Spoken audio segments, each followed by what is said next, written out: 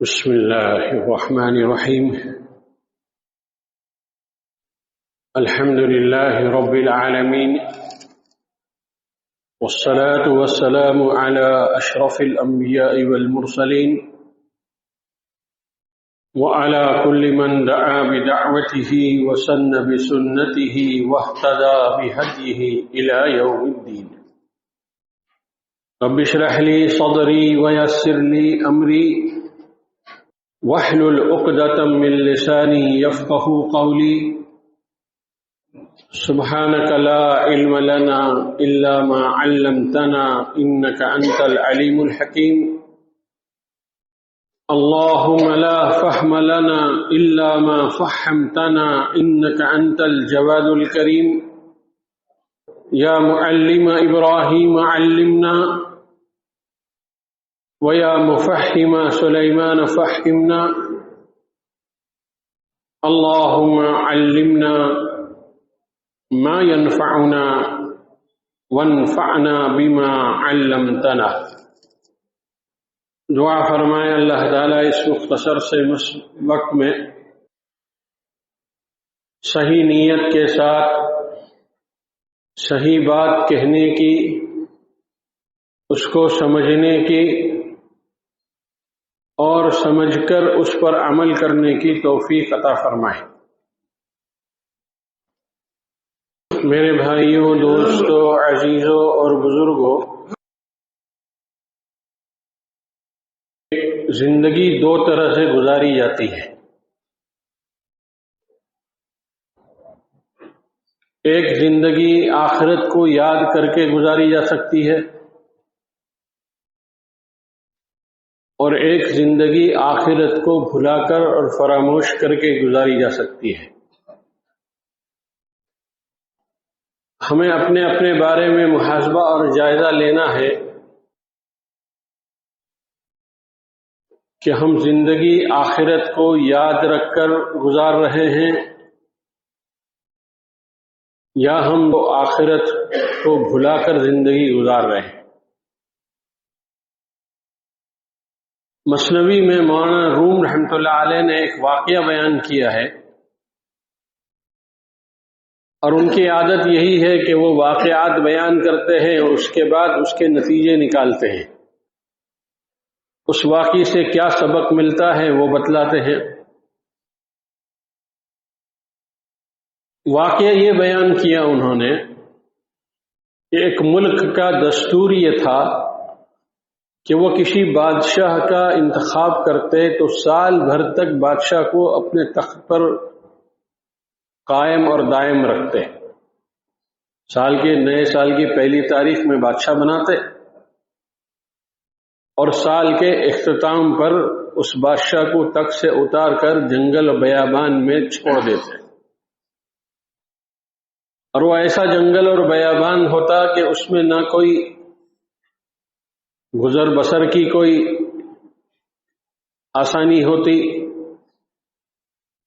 بلکہ زہریلے جانور، سانپ، بچھو، چیڑ پھاڑ کرنے والے چرندے پرندے، وہ اس جنگل کا وہ بسیرا تھا.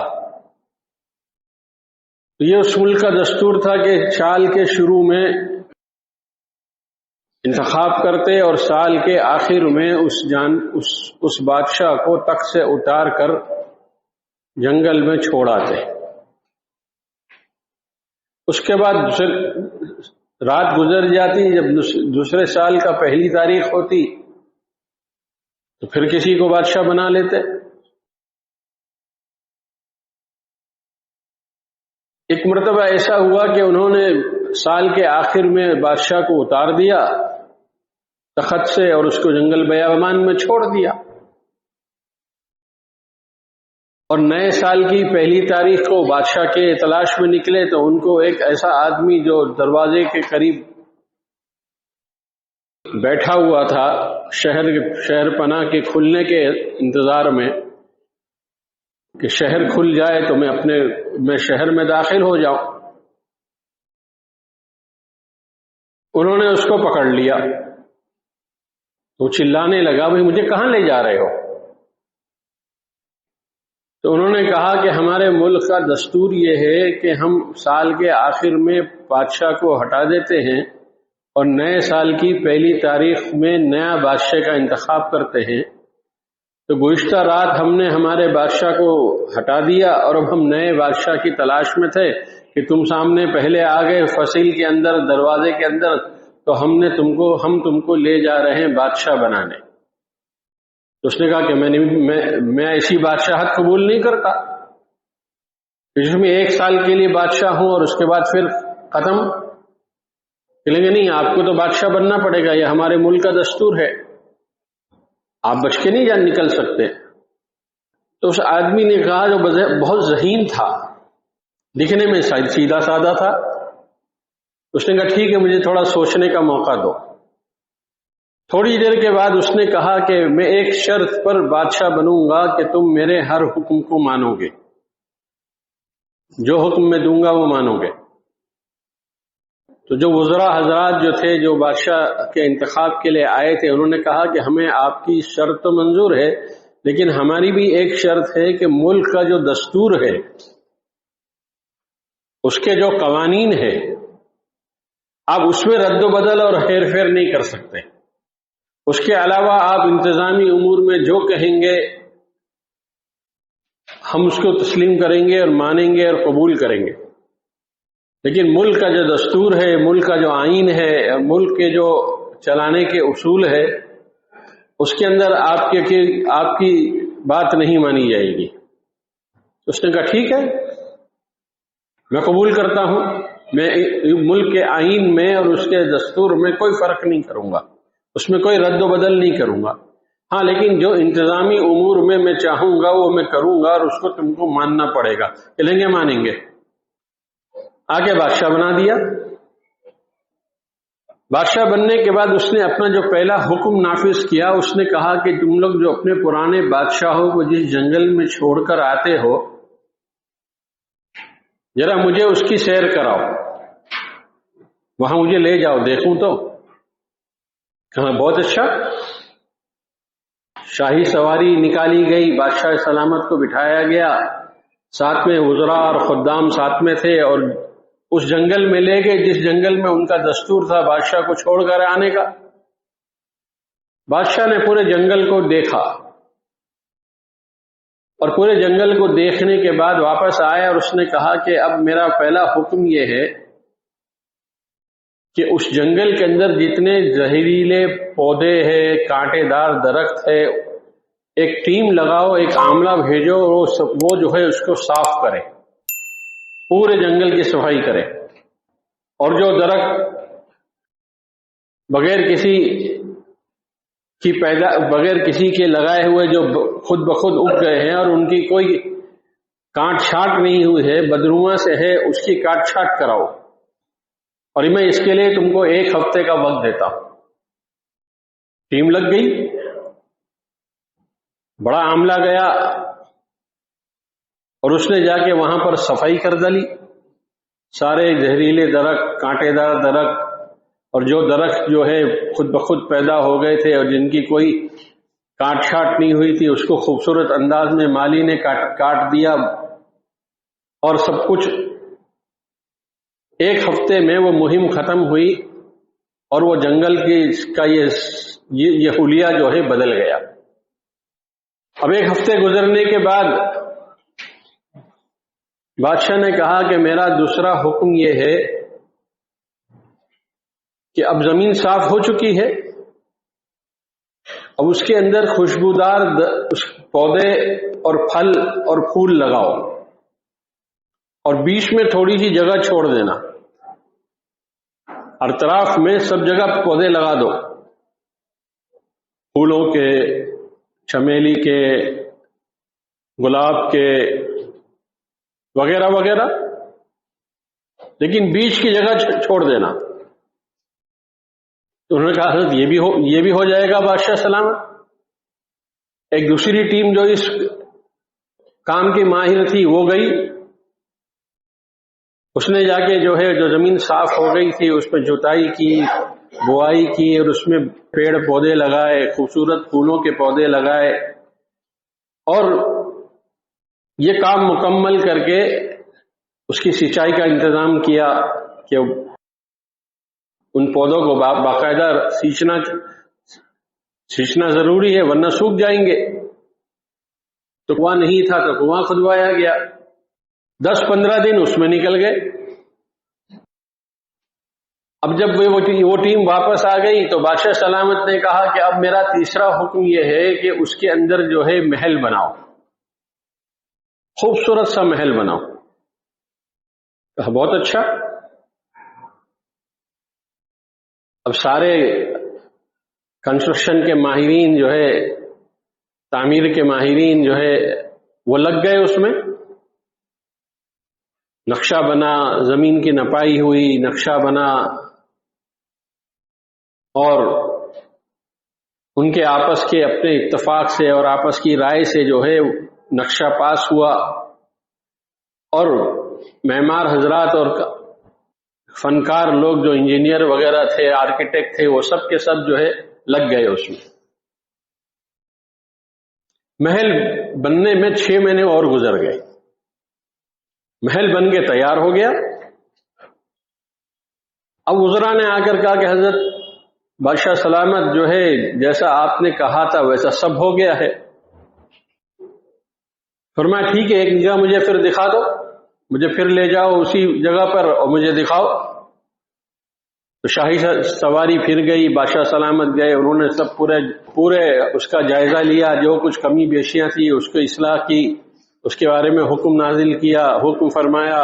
اور اس کے بعد جو ہے محل کو بھی دیکھا، محل کے اندرون کے بیرون کے، اس کے آرکیٹیکٹ ڈیزائنز کے اور اس کے رنگ اور روغن کے اور اس کے اندر ماربل اور جو کچھ چیزیں بھی میسر تھی وہ سب دیکھی انہوں نے.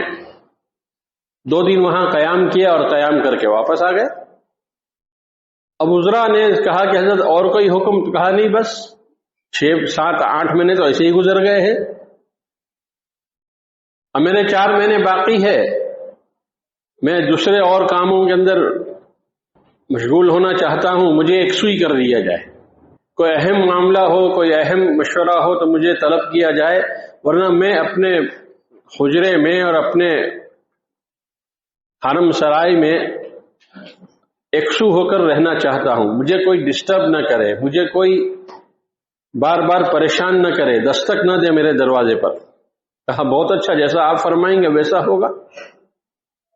تو بادشاہ سلامت نے باقی کے 4 مہینے اسی ذکر میں، فکر میں، دعا میں گزار دیے، اللہ کو یاد کرنے میں. دیکھتے دیکھتے وہ تاریخ آ گئی جس تاریخ میں جو ہے بادشاہ سلامت کو گدی سے ہٹنا تھا اور اسی بیابان جنگل کے اندر جانا تھا. وزراء آئے اور انہوں نے کہا کہ آپ کی میعاد پوری ہو گئی، 1 سال آپ کو مکمل ہو گیا ہے، اب آپ ہمارے دستور کے اعتبار سے آپ کو ہم جو ہے وہاں چھوڑ آتے ہیں اور ہم آئندہ صبح جو ہے کسی نئے بادشاہ کا انتخاب کر لیں گے. کہا بہت اچھا، میں تیار ہوں، بلکہ میں خوشی خوشی جانے کو تیار ہوں.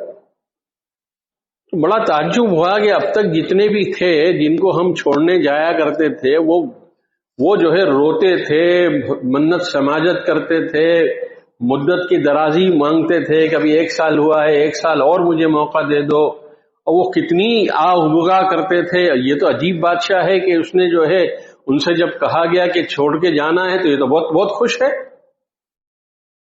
تو مولانا روم رحمۃ اللہ علیہ ان دونوں واقعات کو بیان کر کے فرماتے ہیں کہ یہی مثال ہے مسلم کی، اس ایمان والے کی اور اس غیر ایمان والے کی، کہ غیر ایمان والا 1 سال کی تخت پر بیٹھ کر ساری عیاشی کرتا ہے، منمانی کرتا ہے، جی کی چاہت کرتا ہے، خوب مزے اڑاتا ہے. وہ بھول جاتا ہے کہ 1 سال کے بعد مجھ کو یہاں سے ہٹنا ہے اور 1 سال کے بعد میں یہاں پر نہیں رہوں گا، بلکہ مجھے تو یہاں سے نکال دیا جائے گا. لیکن وہ اس کو یاد نہیں، اس تلخ دینوں کو یاد کرنے پر آمادہ نہیں ہوتا، بلکہ وہ موجودہ زندگی کو جو ہے اپنا سب کچھ سمجھتا ہے. اسی کو اپنا سرمایہ، اسی کو اپنی حیات، اسی کو اپنی زندگی، اسی کو اپنی کامیابی سمجھتا ہے۔ فرمایا یہ مثال ہے اس ایمان والے کی جو آخرت کو بھول کر زندگی گزارتا ہے اور زندگی میں ایسی ہی مستی کرتا ہے جس طرح وہ بادشاہ 1 سال کے لیے مست اور موج اور مستی کرتا ہے۔ وہ آخرت کو بھلا کر زندگی گزار رہا ہے، حالانکہ اس کو یقین ہے کہ میرے ایک وقت متعین ہے کہ مجھے یہاں سے جانا ہے، میری چاہے کتنی ہی آہو بکا ہو، میرا چاہے کتنا ہی رونا گر گڑانا ہو، میرا چاہے کتنی مہلت طلب کرنا ہو، ایک لمحے کے لیے بھی میرے مہلت میں اضافہ نہیں ہوگا۔ وہ یقین رکھتا ہے اس پر، لیکن پھر بھی موجودہ دنیا کے ہوس میں، اس کی لالچ میں، اس کی رنگ ریلیوں میں، اس کے جو ہے چکا چوند اور چاندنی نے اس کو اتنا مسحور کر دیا کہ وہ سمجھتا ہے کہ بس یہی میری دنیا ہے اور مجھے اسی میں رہنا ہے۔ اس کو 1 سال کے بعد اور وقت متعینہ کے بعد اس کو اس کے چھوڑنے کا کبھی خیال تک نہیں گزرتا۔ پھر مولانا روم فرماتے ہیں کہ وہ جو بادشاہ تھا جس نے سلطنت قبول کی تھی اور اس کو یقین تھا کہ مجھے یہاں سے جانا ہے، 1 سال ہی کی میرے پاس مدت ہے، تو اس نے عقل مندی کی، ہوش مندی کی، سمجھداری کی کہ اب جہاں اس کو جانا ہے اس نے وہاں کے لیے اپنا سارا ساز و سامان جو ہے تیار کر لیا، باغ لگوا دیے، نہر کھدوا دی، کنواں کھدوا دیا، محل بنوا لیا، مویشی بنوا دیا۔ کیوں؟ اس لیے کہ اس کو معلوم تھا یہ میرا مستقل نہیں ہے، یہ میری قیام گاہ عارضی ہے، کل اٹھ کے مجھے یہاں سے وہیں جانا ہے جہاں اس سے پہلے لوگ گئے ہیں۔ اور وہ سال بھر کے اندر جو ہے اس نے اپنے اس جائے پناہ کو جہاں پر اس کو جانا تھا اس نے وہاں پر اس کو ایک دم ایسا ہرا بھرا کر دیا، ایسا جو ہے اس کو رہنے کے لائق کر دیا، آدمی جب وہاں جائے تو اپنی ساری تھکن بھول جائے، اور پھر اس کو وہ پچھلی دنیا اس کو یاد تک نہ آئے، اس کے اندر کسی چیز کے چھوٹنے کا کوئی غم نہ ہو، نہ کسی چیز کا اس کے اوپر خوف ہو۔ کیوں؟ اس لیے کہ اس نے ہوش مندی کے ساتھ، دانش مندی کے ساتھ اس نے جو ہے 1 سال کے اندر اپنے قیام گاہ کو اس نے جو ہے سجا کے رکھ دیا۔ مولانا روم فرماتے ہیں کہ یہ ہے وہ مسلمان جو دنیا میں اس طرح رہ رہا ہے کہ اس کو آخرت میں جانے کا یقین ہے، اور وہ آخرت میں جانے سے پہلے یہاں سے دنیا کے صحیح سے اپنی آخرت کا سارا ساز و سامان بھیج دیتا ہے، ساری تیاری وہ دنیا کے اندر کر لیتا ہے، اور آخرت کے لیے وہ اس جہاں جانا ہے وہاں سارا ساز و سامان بھیج دیتا ہے۔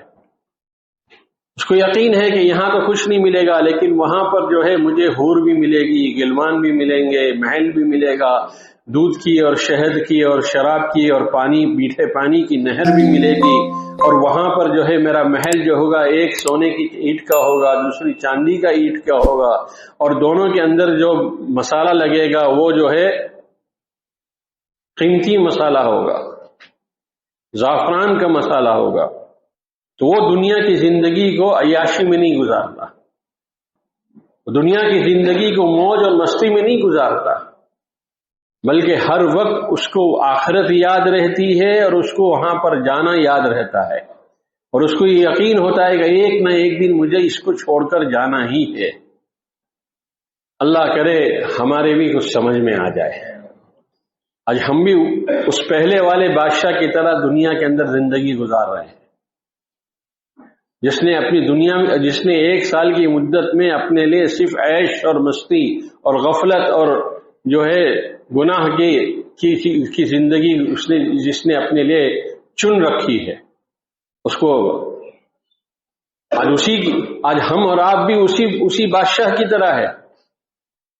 یقین تو موت کا ہمیں بھی ہے، اور یقین موت کے بعد آخرت میں پیشی کا بھی ہے، یقین تو آخرت کے بعد حساب اور کتاب کا بھی ہے، اور جنت اور جہنم کا بھی ہے، لیکن خواہشات کی پٹی بندھی ہوئی ہے کہ جو پٹی ہم کو آخرت سے بھلا کے رکھ دیا ہے، اور آخرت ہمیں نظر نہیں آ رہی ہے۔ آج ہم بھی وہی غلطی کر رہے ہیں جو اس بادشاہ نے کیا تھا، وہی غلطی کر رہے ہیں۔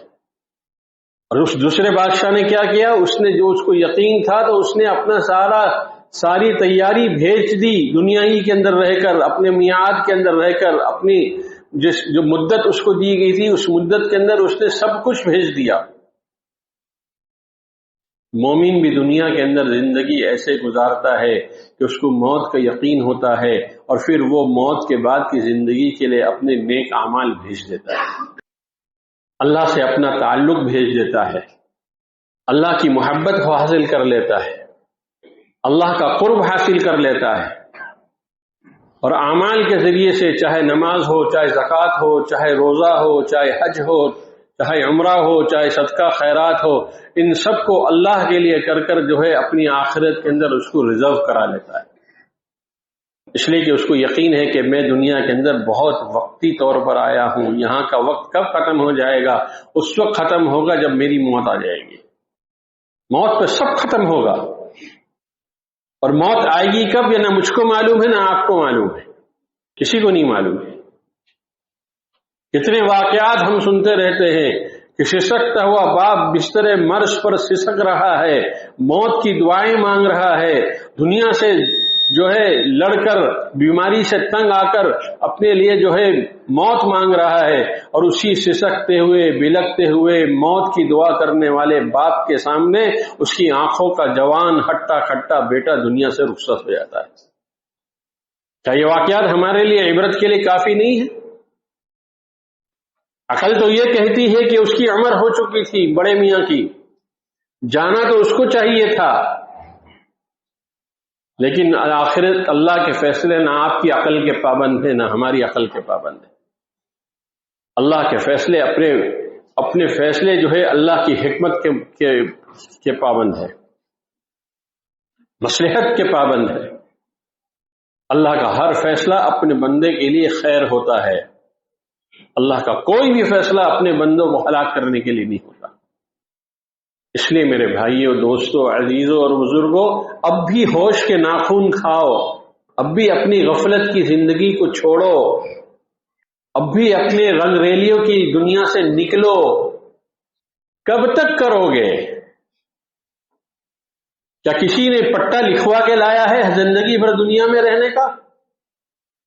قرآن میں تو اللہ کے رسول کو بھی صاف صاف کہہ دیا گیا، انکم میتون وانہم میتون، تو اے محمد صلی اللہ علیہ وسلم آپ کو بھی مرنا ہے، اور آپ کے بعد جتنے لوگ ہیں ان کو بھی مرنا ہے، لیکن مرنے کی شان الگ ہوتی ہے۔ ایک مرتا ہے تو محبوب کو اس کے ملنے کی خوشی ہوتی ہے۔ چنانچہ حضرت ابراہیم و خلیل اللہ کے پاس جب اسرائیل علیہ السلام آئے اور کہا کہ مجھے اللہ نے بھیجا ہے، آپ اللہ کے خلیل اور دوست ہو، اللہ نے آپ کی روح قبض کرنے کے لیے بھیجا ہے، تو حضرت ابراہیم نے کہا جاؤ پوچھو دوست کو، کیا کوئی دوست اپنے دوست کو موت دیتا ہے کیا؟ جاؤ اللہ سے پوچھو کہ انہوں نے مجھے اپنا دوست بنایا ہے، تو کیا کوئی دوست اپنے دوست کو موت کی گھاٹ اتارتا ہے؟ اب بیچارے اسرائیل علیہ السلام واپس چلے گئے اللہ کے پاس کہ اللہ ہم تو گئے تھے روح قبض کرنے کے لیے، ابراہیم نے یہ سوال کھڑا کر دیا، اب ہم کیا کریں؟ تو اللہ نے کہا جاؤ ابراہیم سے کہو جس دوست کے انتظار کے لیے کیا دوست آ نہیں سکتا ہے، جو دوست اس کے انتظار میں بیٹھا ہوا ہو، جو دوست اس کے انتظار میں بیٹھا ہو تو کیا وہ اپنے دوست کے لیے آ نہیں سکتا؟ فرشتے آ کر کہا کہ اللہ نے یہ جواب دیا ہے، کہا بس فوراً میری نور نکالو، ابھی ایک سیکنڈ کے لیے بھی دنیا کے اندر نہیں رہنا ہے، اس لیے کہ میرا اللہ میرا انتظار کر رہا ہے۔ تو مرو تو ایسے کہ اللہ انتظار میں ہو ہمارے، وہ ہم سے ملنے پر خوش ہو اور ہم اس سے ملنے پر خوش ہو۔ اللہ ایسی موت سے بچائے مجھے بھی اور آپ کو بھی اور ہماری نسلوں کو بھی کہ مرنے کے بعد اللہ بھی اپنا چہرہ ہم سے پھیر لے، اور جناب رسول اللہ صلی اللہ علیہ وسلم بھی کہہ دے سحقن سحقن، دور ہو جا دور ہو جا، تو میرا امتی نہیں ہے، اور اللہ کہہ دے تو میں تیرا رب نہیں، تو میرا بندہ نہیں۔ اللہ ایسی موت سے حفاظت فرمائے۔ اس لیے میرے بھائیوں، دوستوں، عزیزوں، بزرگوں، چند روزہ زندگی ہے۔ 15 سال تو بلوغت سے پہلے تو ہم کھیل مستی میں گزار دیتے ہیں، ایوریج عمر ہماری زندگیوں کی 60 سے 65 تک کی ہے، 60 میں سے 15 نکل گئے، بچے کتنی؟ اس زندگی سے اللہ کہہ رہے ہیں کہ اس طرح گزار لو، اس ڈھنگ سے گزار لو جیسا میں چاہتا ہوں، تو کیا ہوگا؟ پھر تم ہمیشہ ہمیشہ بادشاہیت کرو گے، پھر تم جنت ہوگی اور جنت میں تم ہوں گے اور تمہارا فرمان ہوگا اور تمہارا حکم شاہی ہوگا، تم جو کہو گے ہم کر کے دیں گے۔ ذرا عقل کو بھی تو استعمال کرو نا، صرف عقیدے کا مسئلہ نہیں ہے، عقل بھی تو استعمال کرو کہ کیا ایمان کی یہ کون سی بے وقوفی ہے کہ 45 سال کی زندگی کو مستی اور موج اور مستی میں اور غفلت میں گزارنے کے بعد ہمیشہ ہمیشہ کی زندگی کو جکڑن میں اور مار میں اور فرشتوں کی پٹائی میں گزارنا، یہ کون سی عقل مندی کی بات ہے؟ عقل مند تو وہ ہے جو اس زندگی کو جتنی بھی اللہ نے جس کو دی ہے، اللہ اس کو جو ہے وہ اللہ کے حکم کو سمجھ کر اللہ کے رسول صلی اللہ علیہ وسلم کی تابعداری میں گزار دے۔ عقل مندی اس کو ہے، کیوں؟ اس لیے کہ وہی سب سے زیادہ عقل مند ہے، دنیا میں بھی کامیاب ہوگا اور آخرت میں بھی کامیاب ہوگا۔ اللہ تعالیٰ جو بات میں نے صحیح کہی ہو عمل کی توفیق عطا فرمائے، جو بات غلط ہو اللہ اس کو معاف فرمائے۔ وآخر دعوانا ان الحمد للہ رب العالمین۔